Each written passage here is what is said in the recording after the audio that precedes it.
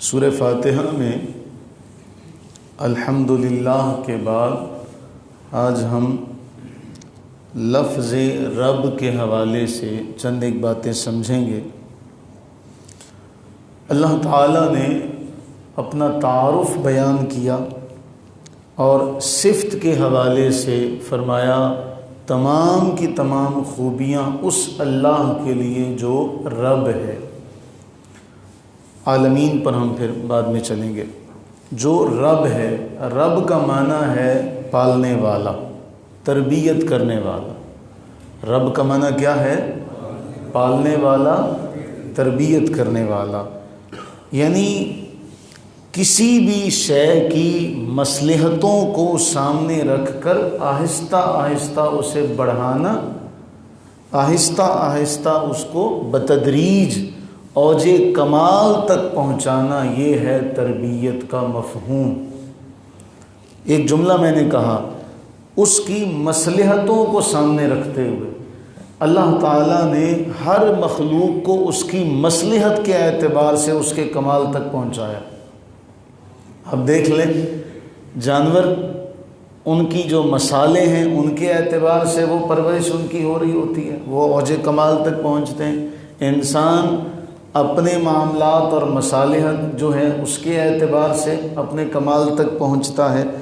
اگر ہم اس رب کے مفہوم کو سمجھ لیں، کوئی بھی بندہ اس رب کے مفہوم کو سمجھ لے تو پھر اس کے بعد کبھی ایسا نہیں ہو سکتا۔ میں بہت بڑی بات کہنے لگا ہوں، اگر کوئی رب کا مفہوم صحیح طور پہ سمجھ لے تو کبھی بھی زندگی میں شرک کے قریب نہیں جا سکتا۔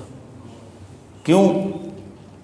تربیت کے لیے جتنی بھی چیزوں کی ضرورت ہے، اللہ کا رب کا معنی کیا ہے؟ تربیت کرنے والا۔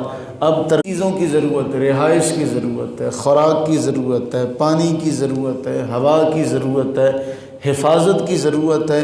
یہ تمام کی تمام چیزیں مہیا کرنے والی ذات اللہ تعالی جل وعلا کی ہے۔ یہ تمام کی تمام چیزیں مہیا اللہ کی ذات کرنے والی ہے۔ تو پھر جب بندے کو یہ پتہ ہے کہ یہ تمام چیزیں اس اللہ کی طرف سے مجھے ملنی ہیں، تو پھر کیوں کر وہ اس اللہ کے علاوہ کسی اور کے سامنے اپنے سر کو جھکا سکتا؟ ایسا کبھی نہیں ہو سکتا۔ اب آگے چلتے، رب کا لفظ 3 معنوں میں آتا ہے۔ اب اس کی درجہ بندی اگر کر لیں، ایک معنی ہے کسی چیز کی ایسی درجہ بدرجہ تربیت کرنا اور خبرگیری کرنا اور اسے اوج کمال تک پہنچانا، ایک معنی یہ۔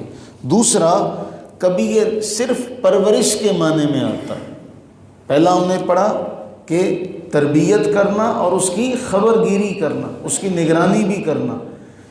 دوسرا صرف پرورش کرنا۔ تیسرا مالک کے معنوں میں آتا ہے، جیسے کسی صحابی کے بارے میں آتا ہے کہ اپنی شہادت کے وقت انہوں نے قسم اٹھائی کہ فزت برب الکعبہ، کعبہ کے رب کی قسم میں کامیاب ہو گیا۔ اب یہاں رب بمانا مالک ہے، مجھے کعبے کے مالک کی قسم، نہ کہ کعبے کی پرورش کرنے والے، کیونکہ کعبہ تو پرورش نہیں نہ ہوتی اس کی۔ اب یہاں رب جو ہے کس معنی میں آ رہا ہے؟ مالک کے معنی میں۔ کبھی رب صرف پرورش کے معنی میں آتا ہے، کبھی صرف مالک کے معنی میں آتا ہے، اور کبھی ان دونوں معنی میں آتا ہے۔ اب تربیت کی 2 قسمیں۔ پہلی قسم یہ ہے کہ کسی بھی شے کی آپ تربیت کر رہے ہیں، اس کو پال رہے ہیں اپنے منفعت، اپنے فائدے کے لیے، اپنے نفع کے لیے۔ مخلوق کے شایان شان یہ جملہ ہے۔ جب مخلوق کسی کو پالتی ہے تو اس کے اندر اس کا کوئی نہ کوئی نفع، کوئی نہ کوئی فائدہ اس کے سامنے پیش نظر ہوتا ہے اس کے۔ اور دوسری تربیت یہ ہے کہ کسی کو اسی کے فائدے کے لیے پالا جائے، کسی کو اسی کے فائدے کے لیے۔ اب آپ اندازہ کریں، یہ جملہ اللہ کے شایان شان ہے کہ اللہ ہمیں پال رہا ہے، ہماری پرورش کر رہا ہے، ہماری تربیت کر رہا ہے ہمارے ہی فائدے کے لیے۔ بلکہ ایک کمال کا ایک حدیث پاک کا مفہوم ہے کہ جو اللہ سے نہ مانگے اللہ اس سے ناراض ہو جاتے۔ اللہ تعالیٰ غضبناک ہو جاتے ہیں کہ اس نے مجھ سے سوال نہیں کیا، بلکہ عربی زبان کا ایک شعر بڑا کمال کا ہے، کہتے ہیں الرب یغضب ان ترکت سؤالہ وبنی آدم حین یسأل یغضب، کہ ایک طرف اللہ کی ذات ہے کہ جب اس سے نہ مانگا جائے، ان ترکت سؤالہ، تو اس سے مانگنا چھوڑ دے تو وہ ناراض ہو جاتا ہے، اور بنی آدم کی کیا بات ہے، اس سے جب مانگو یہ ناراض ہو جاتا ہے۔ تو رب ایسی تربیت جو انسان کو، کسی بھی مخلوق کو اس کے اپنے فائدے کے لیے، اس کے فائدے کے لیے پالے، وہ رب تعالیٰ کی ذات ہے۔ اب اس میں اگلی بحث یہ ہے کہ لفظ رب جو ہے جب یہ مطلقاً آئے گا تو پھر یہ اللہ جل وعلا کے لیے آئے گا۔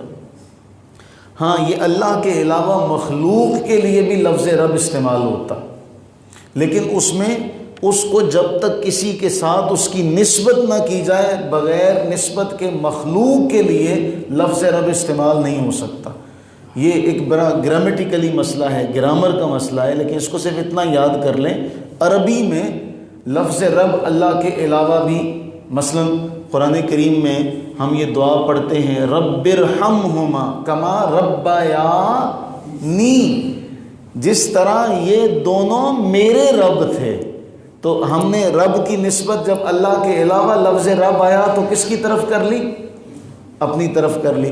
تو لفظ رب جب اللہ کے علاوہ کسی اور کے لیے ذکر ہوگا قرآن کریم میں بھی، احادیث طیبہ میں بھی، تو ربہو یا ربی، کہ اس کا رب یا میرا رب یا مکان کا مالک، ٹھیک ہے، بیت یعنی رب البیت، تو وہاں بھی اس کی نسبت آ جائے گی۔ تو اللہ کے علاوہ اگر کسی کے لیے استعمال ہوگا تو محدود معنی میں ہوگا، اور کسی کے ساتھ اس کی نسبت ہوگی، وہ ذکر کیے جائے گی۔ لیکن جب اللہ تعالیٰ جل وعلا کے لیے لفظ رب آئے گا تو پھر اس میں کسی کی اضافت، کسی کی نسبت اس میں ذکر نہیں ہوگی، ضروری نہیں ہے کہ ہو۔ لیکن اللہ کے علاوہ جب کسی کے لیے آئے گا تو پھر اس میں اضافت اور نسبت اس میں لازمی ہے، ورنہ کسی اور کے لیے استعمال نہیں ہو سکتا۔ اب آپ دیکھیں، بڑا بہت ہی اہم جملہ ہے کہ جب آپ ایک لفظ اللہ کے غیر کے لیے استعمال کرتے ہیں تو اس کی کچھ حدود و قیود ہیں، اس کی کچھ پابندیاں ہیں، ورنہ آپ وہ لفظ کسی اور کے لیے استعمال نہیں کر سکتے جب تک آپ ان پابندیوں کا خیال نہ کر لیں۔ اب آپ یہ اندازہ کریں، جب وہ لفظ جو اللہ نے اپنی ذات کے لیے خاص کیا، اگر پابندیوں کے بغیر وہ لفظ بھی آپ کسی کے لیے استعمال نہیں کر سکتے، تو پھر جو اللہ کی ذات، جو اس کی شان ہے، جو اس کی صفات ہیں، ان کا پھر کیا کہنا ہوگا۔ تو اللہ تعالیٰ ہمیں یہ رب کا جو معنی ہے، ہر ایک کو بتدریج اوج کمال تک پہنچانے والا، ہم اللہ کو اس کی صفت ربوبیت کا واسطہ دیتے ہیں۔ باری تعالیٰ ہمیں علم میں اوج کمال تک پہنچا دے، ہمیں علم نافع عطا فرما، اور بتدریج ہمیں علم کے کمال تک پہنچا دے۔